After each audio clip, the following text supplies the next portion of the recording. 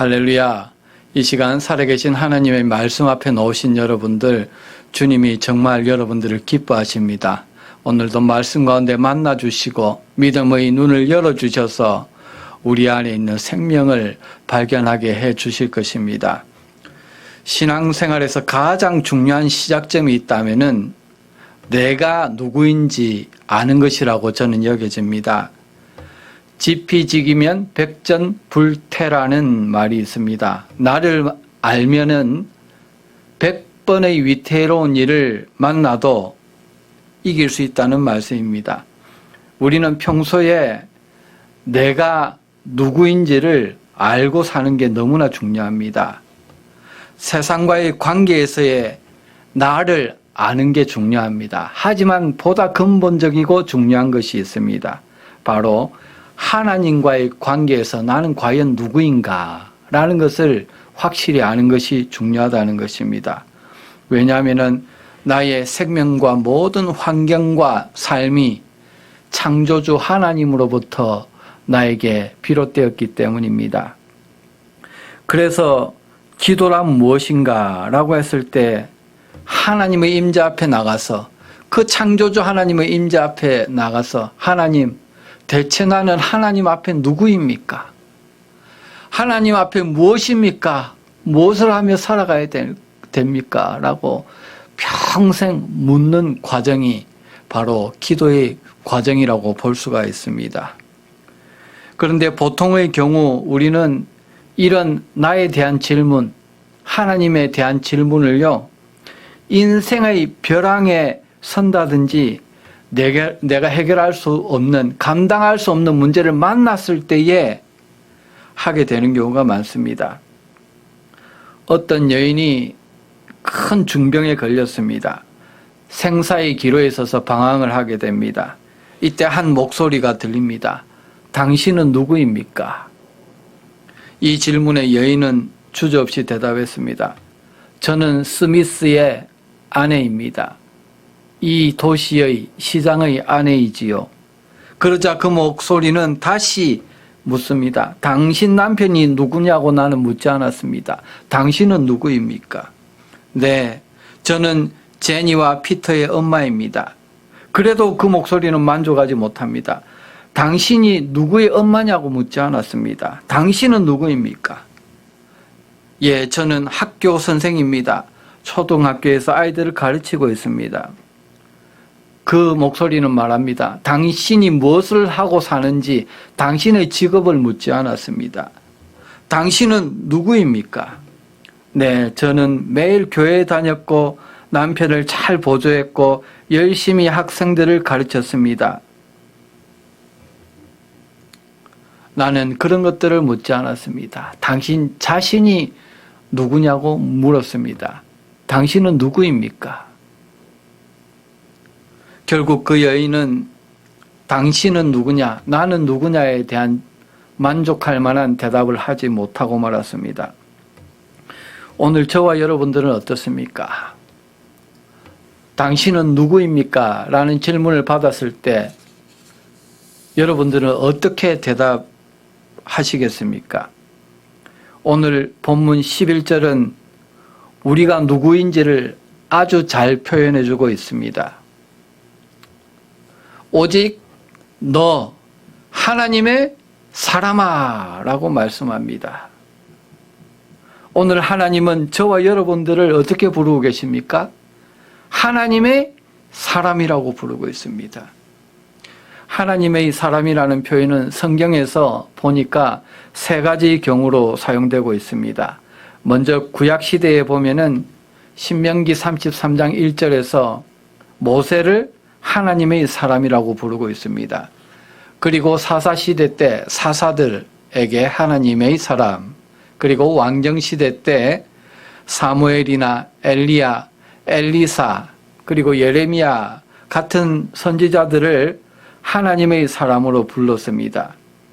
느헤미야서 12장에 보니까 다윗을 하나님의 사람이라고 거듭 부르고 있습니다. 다시 말해서 구약에서는 하나님께 말씀을 받고 하나님의 말씀을 알고 그 말씀을 전하고 하나님의 마음을 전하는 선지자들에게 주로 하나님의 사람이라는 말을 사용하고 있습니다. 그리고 신약 시대를 보니까 오늘 본문인 디모데전서 6장 11절에서 디모데를 하나님의 사람이라고 말씀하고 있습니다. 그런데 디모데 후서 3장 16절과 17절에 보면은 하나님의 사람을 조금 더 확대해서 말씀합니다. 성경 말씀을 받는 모든 사람을 하나님의 사람이라고 말씀합니다. 한번 보겠습니다. 디모데후서 3장 16절 17절입니다. 모든 성경은 하나님의 감동으로 된 것으로 교훈과 책망과 바르게 함과 의로 교육하기에 유익하니 이는 하나님의 사람으로 온전하게 하며 모든 선한 일을 행할 능력을 갖추게 하려 함이라. 그래서 오늘 본문을 통해서 하나님이 말씀하시는 하나님의 사람은 누구냐? 말씀을 통해서 하나님을 만난 자입니다. 하나님의 감동을 받고 믿음의 눈이 열려서 자신이 누구인지를 바로 아는 자입니다. 그뿐만이 아니라 알 뿐만 아니라 하나님의 사람으로 이 땅에 어떻게 살아야 될지를 알고 이 땅을 살아가는 자다 말씀하고 계십니다. 오늘 하나님은 저와 여러분들을 이렇게 부르십니다. 하나님의 사람아, 오직 너 하나님의 사람아 하십니다. 하나님의 사람이라는 말은 사람이라는 말과 하나님이라는 말이 합쳐진 합성어입니다. 사람이란 어떤 존재입니까? 연약합니다. 실수투성이에요. 지혜가 없습니다. 양과 같이 갈 바를 알지 못합니다. 항상 자빠지고 깨어지고 넘어지는 연약한 존재입니다. 하지만 하나님은 강하십니다. 실수가 없으시고요. 한 번 하신 말은 반드시 지키시는 신실하신 분이십니다. 지혜가 한이 없으십니다.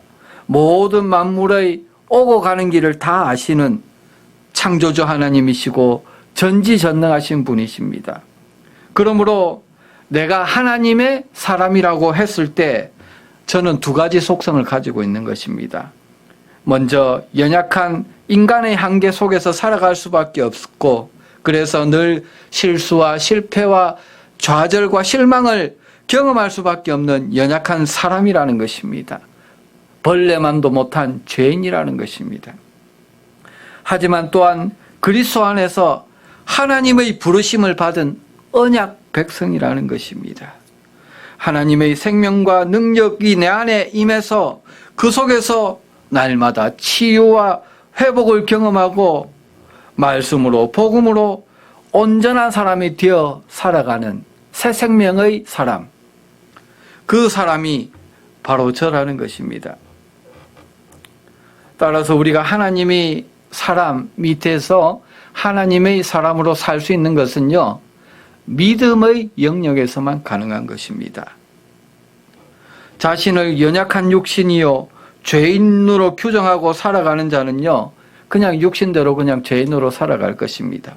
하지만 자신을 하나님이 부르신 언약 백성으로 예수 그리스도의 십자가 구속 안에서 예수 안에서 부름받은 자로 성령 안에서 새로 지으신 새 생명으로 규정하고 살아가는 자는 하나님의 능력과 새 생명 안에서 거룩하고 구별된 주님의 신부된 삶을 살아가게 될 것입니다.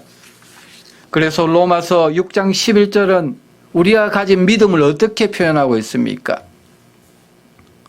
이와 같이 너희도 너희 자신을 죄에 대하여는 죽은 자요 그리스도 예수 안에서 하나님께 대하여는 살아있는 자로 여길지어다. 산자로 여길지어다 말씀합니다. 믿음은 무엇이라고 말합니까? 여기는 것이다. 그냥 생각하는 정도가 아니라 내가 그렇다고 여기는 것이다. 두 가지로 여깁니다. 먼저 죄에 대하여, 육신의 정욕에 대하여 죽은 자로 여기는 것입니다. 나는 죽었다. 이미 죽은 자로 여기는 거예요. 그리고 하나님께 대하여, 의에 대하여는 산자로 여기는 자입니다. 나는 생명을 가진 자다.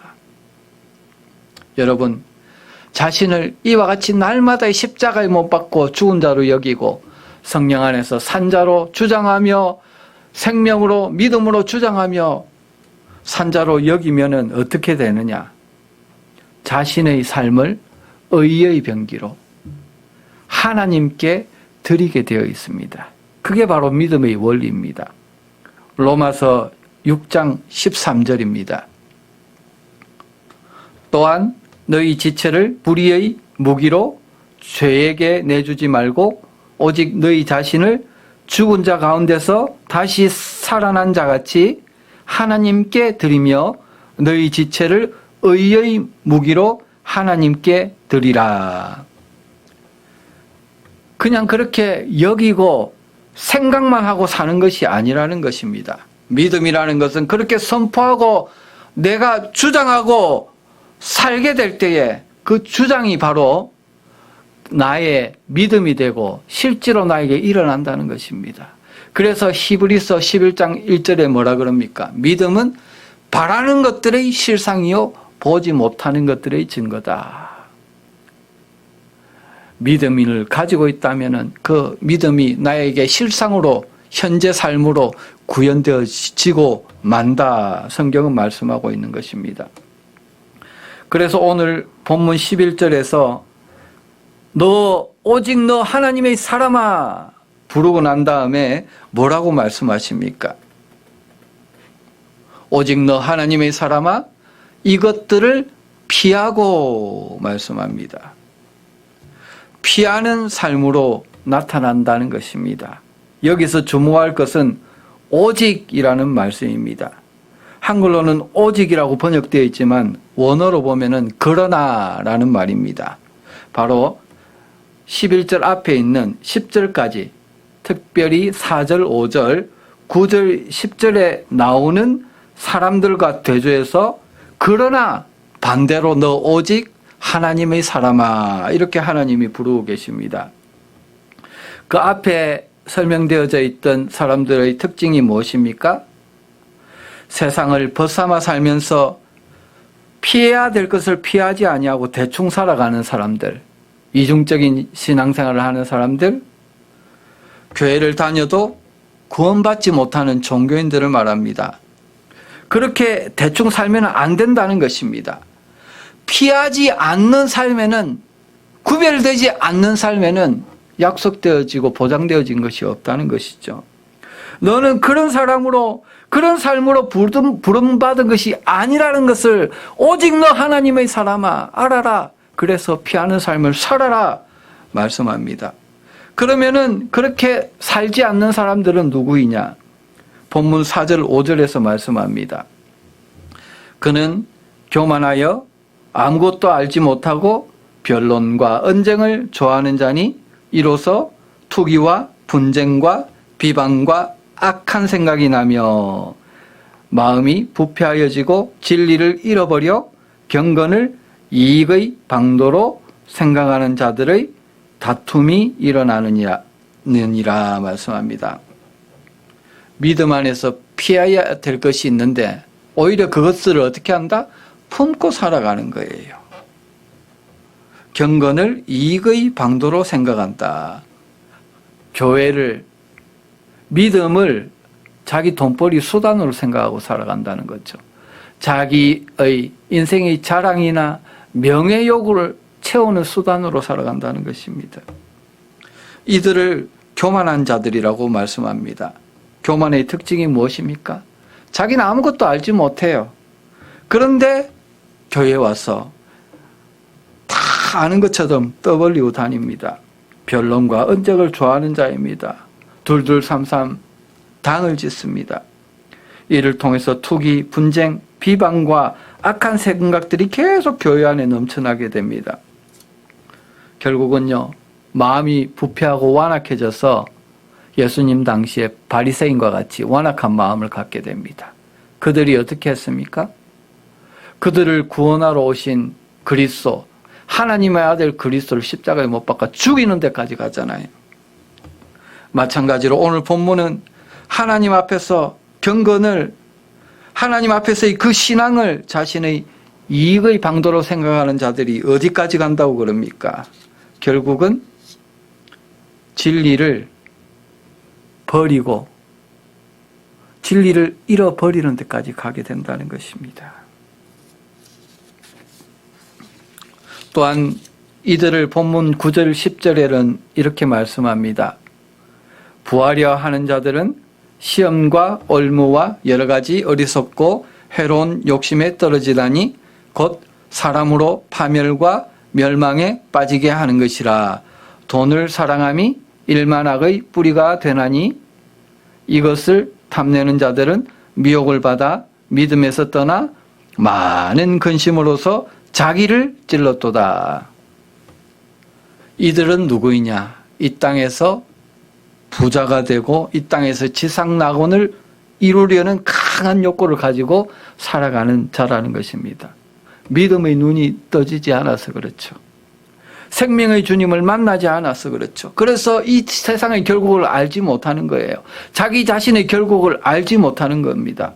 결국은 자기 탐욕 때문에 시험과 올무에 스스로 빠져서요, 파멸과 멸망의 길로 가게 된다는 것입니다. 그런 것들이 어떻게 나타납니까? 돈을 사랑하는 것으로 나타나요.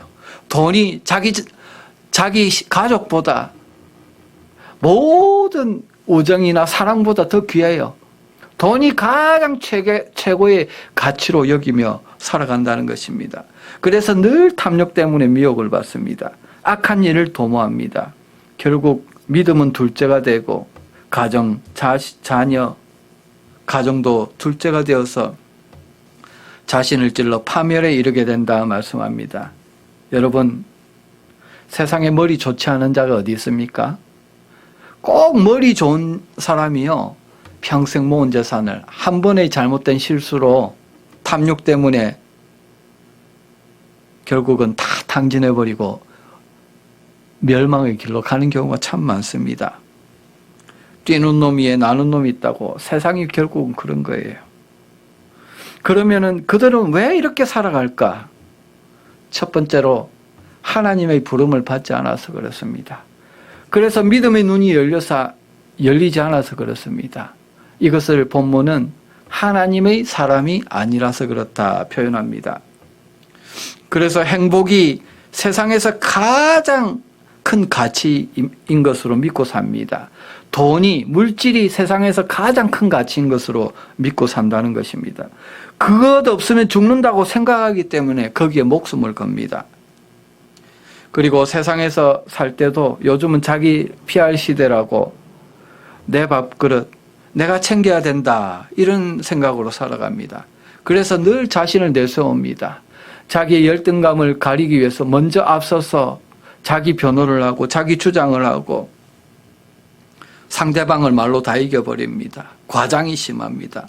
변론과 언쟁을 좋아하고, 왜냐하면 그래야 자기가 살아남을 수 있다고 생각하기 때문입니다. 하지만 이런 삶들은 절대로 하나님 앞에 경건하게 서는 삶이 아니라는 것을 여러분들은 아셔야 됩니다. 그래서 그런 삶의 끝은 어떻게 됩니까? 시편 107편 10절 12절로 하나님은 말씀합니다. 사람이 흑암과 사망의 그늘에 앉으며 곤고와 쇠사슬에 매임은 하나님의 말씀을 거역하며 지존자의 뜻을 멸시함이라. 그러므로 그가 고통을 주어 그들의 마음을 겸손하게 하셨으니 그들이 엎드러져도 돕는 자가 없었도다 말씀합니다. 세상의 물질, 문명, 문화, 겉으로 볼 때는 얼마나 크고 웅장합니까? 즐겁고 재밌게 보입니까? 하지만 일시적인 것입니다. 또한 그 속에 들어가 보면은요, nothing입니다. 아무것도 없습니다. 허무하고 공허합니다. 그래서 다 가진 자들이 다 약에 쪄들이고 온갖 중독에 시달리고 있지 않습니까? 자기 것이라고 생각하고 죽도록 모으지만요, 아무것도 가져가지 못하는 것이 이 세상의 것들이라는 거예요. 많이 가질수록, 많이 누릴수록 좀 더 이 세상 살아갈 때는 편리한 면이 조금 더 있죠. 그걸 부인하는 것은 아닙니다. 하지만 그것뿐이에요. 세상의 것들은 많이 가질수록 내가 더 교만해지고요. 하나님과 멀어지게 만듭니다. 영원한 생명과 더 멀어지게 만들어요. 사람들과 분쟁을 일으키고 사람들과 고립되고 외로워지게 만듭니다. 왜? 사람들이 그것 바라보고 와서 뺏어갈까 봐 두려워하는 것입니다. 그런데 그런 부도요, 하나님께서 생명이 있는 동안에, 생명을 거두어 가시기 전에 회개하고 돌아올 기회를 줄 때만 누릴 수 있는 거예요. 하나님이 허용하셔야만 그때까지만 누릴 수 있는 거라는 거예요. 그것을 깨닫지 못하는 거예요. 그래서 이렇게 하나님의 주인됨을 반대로 아는 자가 바로 하나님의 사람이라는 것을 강조하고 있는 것입니다. 그러나 오직 너 하나님의 사람아 말씀하는 것입니다.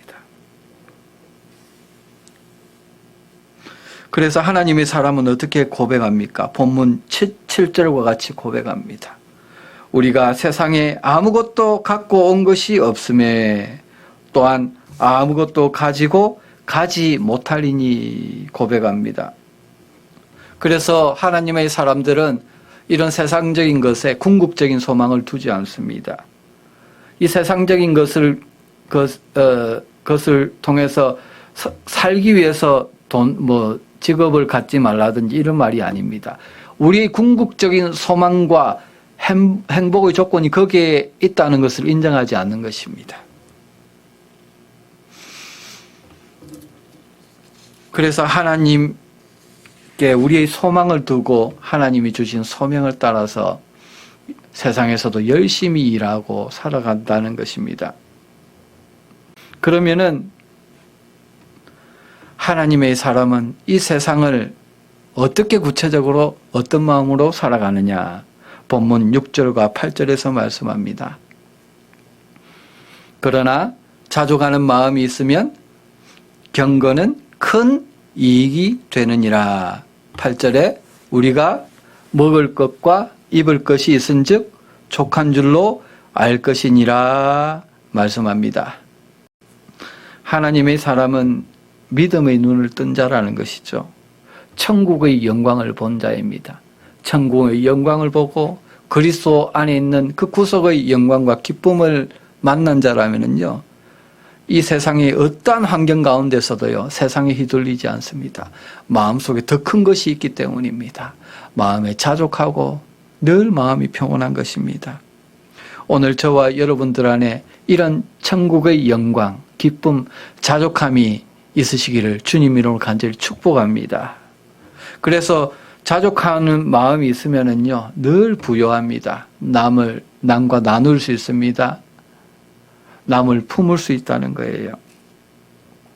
한 덩어리 빵을 놓고 감사 기도를 올렸던 그 믿음의 선배들의 그림과 같이 늘 감사하는 삶을 살 수 있다는 것입니다.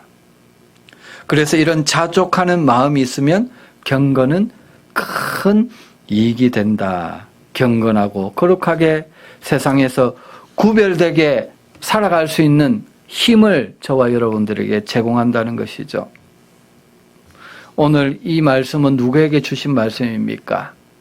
내 아들, 사랑하는 아들 디모데에게, 바울이 사랑하는 아들 디모데에게 준 사랑을 품고 준 서신이지만은 인생의 마지막에 남긴 유언과 같은 사랑의 편지이지만 하나님은 그것을 성경을 통해서 기록하셔서 오늘 하나님의 마음을 담아서 저와 여러분들에게 말씀해 주고 있습니다.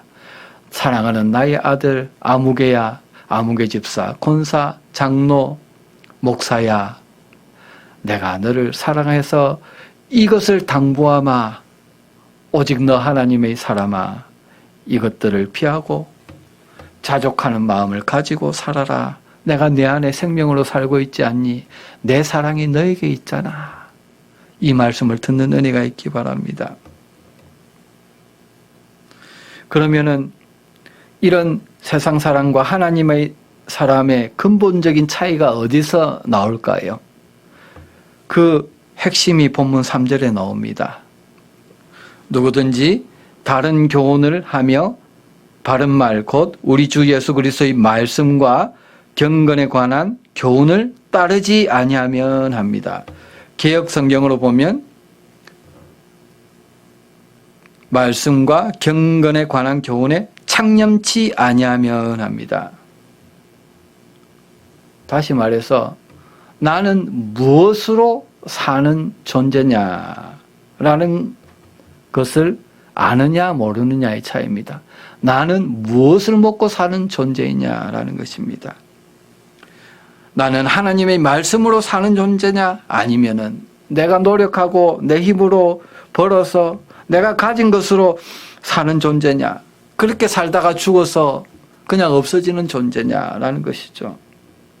그래서 이 세상에 사는 목적이 다릅니다.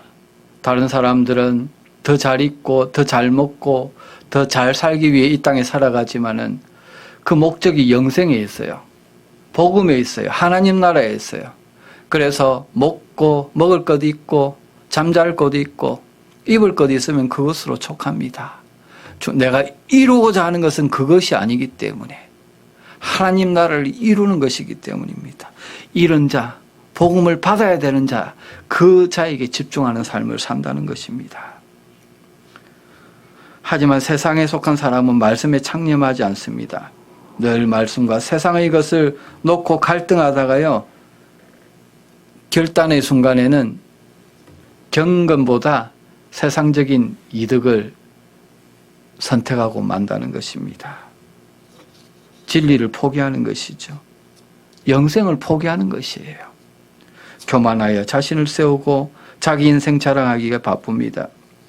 그러다가 결국 자기 함정에 빠져서 곤란하게 됩니다. 파멸의 길을 간다는 것입니다.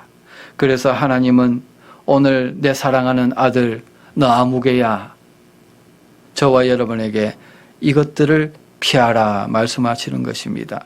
그리고 어떻게 살아야 하는가를 다음으로 말씀하십니다. 그것이 바로 본문 11절 하반절 말씀입니다. 상반절부터 한번 읽겠습니다.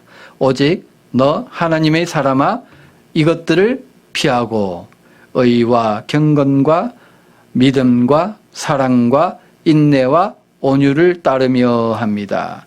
의와 경건과 믿음과 사랑과 인내와 온유를 쫓는 그런 삶을 살라 말씀합니다. 여러분들 다 아시는 개념이기 때문에 길게 설명하지 않겠습니다. 의가 무엇입니까? justice, 정의로움이 아니라 righteousness입니다. 하나님 앞에서 옳게 사는 것입니다. 세상 사람들과 상대적으로 비교해가지고 내가 더 정의롭다, 내가 저 사람보다 더 낫다, 이렇게 교만하게 살라는 것이 아니라 대신에 하나님의 빛 앞에서 의롭게 코람데오의 삶을 살아라 말씀합니다. 그렇게 살면 어떻게 될까요? 어떤 목사님이요, 우체국에 갔습니다. 그런데 파킹을 했는데요, 옆에 그 장애인 파킹석에서 어떤 사람 노인이 나가더랍니다. 나가는데 연세가 거의 90이 다 된 것 같이 보였대요. 이렇게 핸들을 바로 돌려서 이렇게 돌리다가 뒷문부터 해가지고 차를 완전히 다 긁어버렸어요. 차가 휘청했습니다. 근데 나가보니까 실제로 손상은 많이 안 됐는데 페인트가 그래도 다 나가고 다 벗겨져서 이제 차체가 조금 보였다 그럽니다. 그래서 그 노인한테 가서 드라이버스 라이센스하고 신분증을 요구했습니다. 그런데 노인이 다 잊어버렸다는 거예요. 그래도 계속 달라 그러니까 잊어버렸다 그러면서 여권을 보여주더래요. 다 찍어서 왔습니다. 그래서 이제 보험회사에 클레임을 하려고 하니까 마음에 양심에, 신앙 양심에 걸리더래요. 사실은 크게 상하지 않았기 때문에 닦아도 뭐 별 상하지도 않았는데 그 나이 든 노인, 앞뒤도 잘 이제 분간하기 힘든 노인이 그렇게 했는데 클레임하기가 미안해서 그냥 관뒀다는 것입니다. 이런 삶 속에서의 조그마한 경건들이 우리 삶 속에 일어나는 거예요. 왜? 하나님의 빛 앞에, 하나님의 눈앞에 살아가는 자이기 때문입니다. 이런 자들은요, 법을 초월합니다.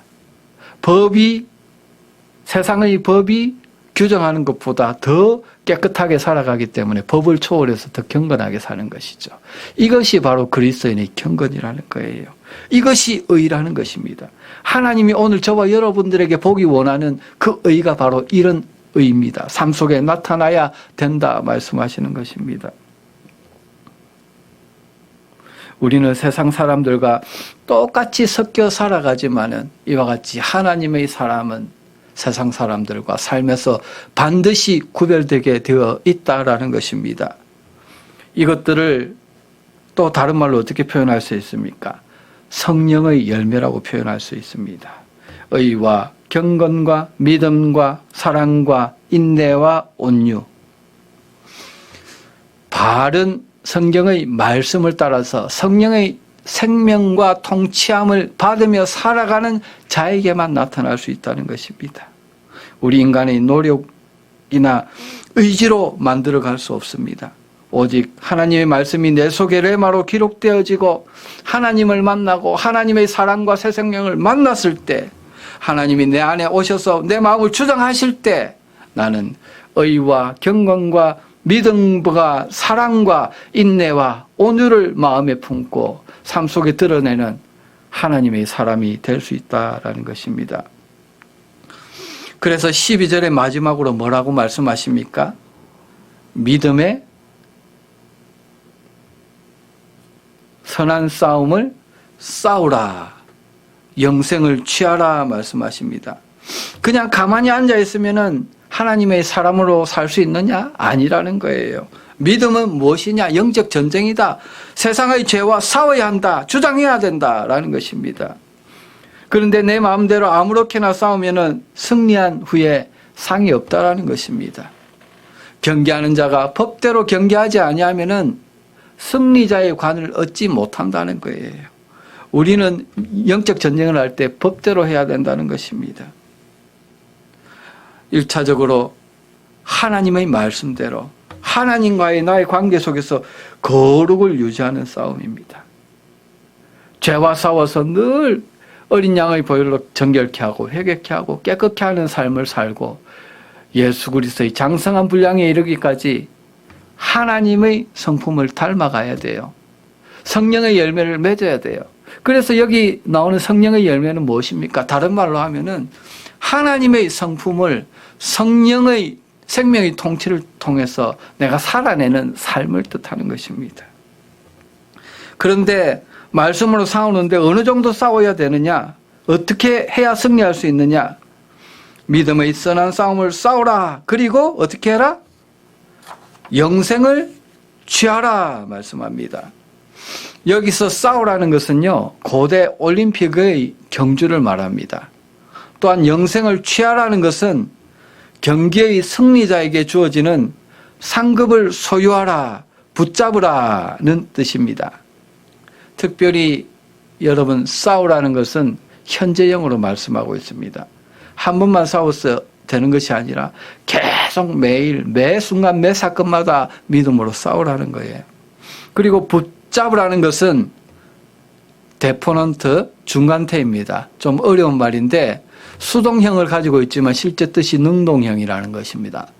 무슨 말이냐면은 내가 능동적으로 열심히 싸워야 한다는 것입니다. 미래에 있을 천국에서 받을 그 영생만을 바라보고 싸우는 것이 아니라 현재적으로 내 안에 임하는 영생, 생명을 취하기 위해서 현재적으로 싸우고 그냥 싸우는 것이 아니라 능동적으로 열심히 싸워야 한다. 그래야 승리할 수 있다 말씀하시는 것입니다. 이 말씀에 비춰보니까 사실은 저에게 찔리는 부분이 많습니다. 참 저는 게으른 것 같아요. 영적으로 하나님 앞에서 솔직히 말씀드리면 참 게으르다 생각이 많이 듭니다. 내 자신을 보고 참 실망스러울 때가 많습니다. 그러나요, 감사한 것은 현재 나와 10년, 20년, 30년 전의 나를 비교해 보면 너무나 많이 변해 있습니다. 감사할 수밖에 없어요.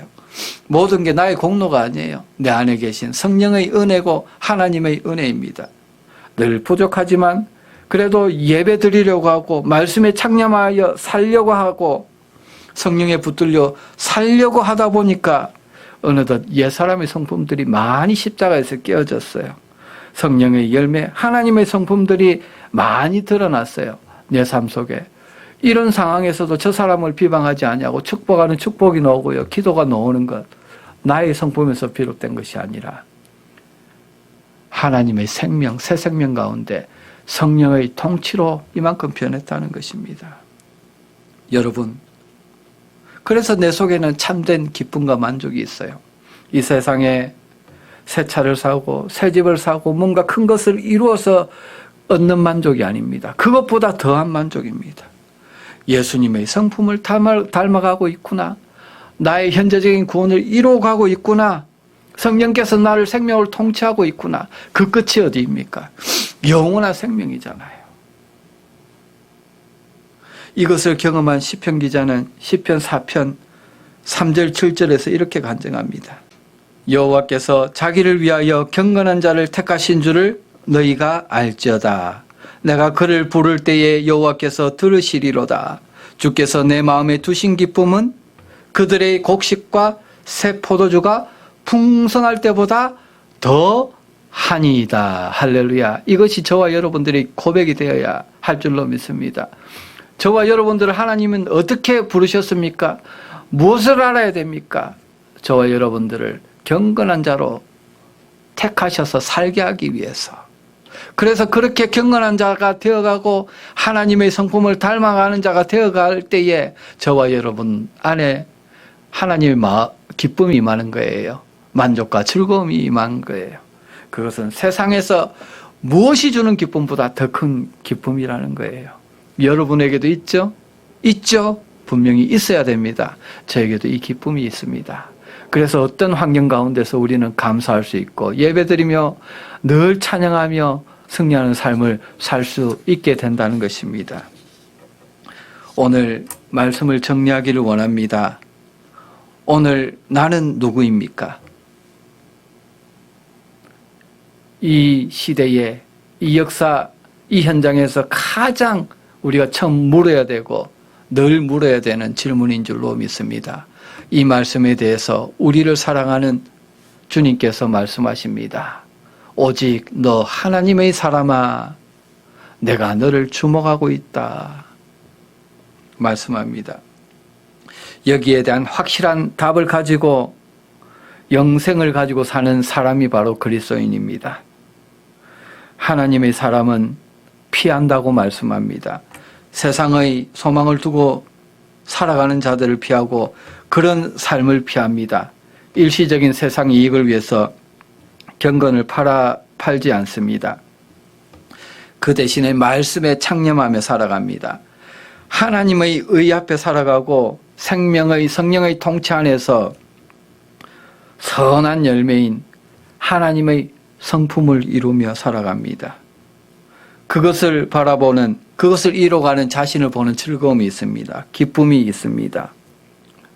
날마다 이 세상에서 잘 되는 것보다 먹는 것, 나에게 입는 것, 자는 것, 그것이 있는 것으로 만족하고 목적을 다른 데 둡니다. 하나님 나라를 이루기 위해서, 은혜의 빚진 자로서 은혜를 갖기 위해서, 복음으로 잃어버린 자를 구원하기 위해서 그 목적 하나로 살아갑니다. 하나님 나라가 곧 도래할 것을 기다리며 마라나타 주 예수 어서 오시옵소서, 다시 오실 예수님을 사모하며 살아갑니다.